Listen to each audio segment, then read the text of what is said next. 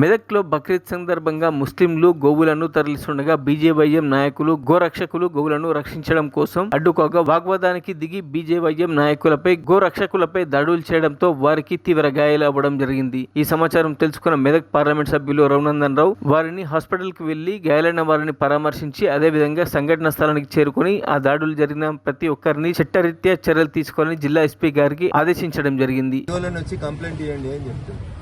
చట్టం ఏం చెప్తుంది అనేది ముందు అవగాహన చేసుకుంటే బాగుంటుంది అనేది ముందు మా మెదక్ ఎస్పీ గారికి సందర్భంగా నేను చాలా స్పష్టంగా చెప్పదలుచుకున్నాను.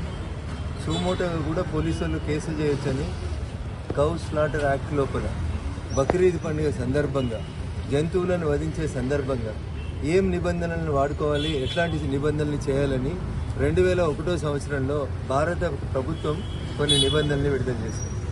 ఆ నిబంధనల్ని దృష్టిలో పెట్టుకొని పోయిన సంవత్సరం బక్రీద్ ఇదే జూన్ నెల సందర్భంగా భారత ప్రభుత్వం తిరిగి ఒక కొత్త జీవోని అన్ని రాష్ట్రాలకు సంబంధించినటువంటి చీఫ్ సెక్రటరీలకి చాలా స్పష్టంగా పంపించింది. ఒక ఎస్ఐ గారు అంటారు ఆవులు లేవు కదా, అందులో దూడలు ఉన్నాయి కదా కోసుకోవచ్చు అంటారు. ఇంకొక సిఐ గారు అంటారు అవి మగ జంతువులు ఉన్నాయి కదా, మగ జంతువులను అయితే కోసుకోవచ్చు అని అంటారు. ముందు కౌన్సిలింగ్ చేయాల్సింది ఏమంటే ఎస్ఐలను సిఐలను కౌన్సిలింగ్ చేయాలి. కౌ స్లాటర్ యాక్ట్ ఏం చెప్తుంది, లేకపోతే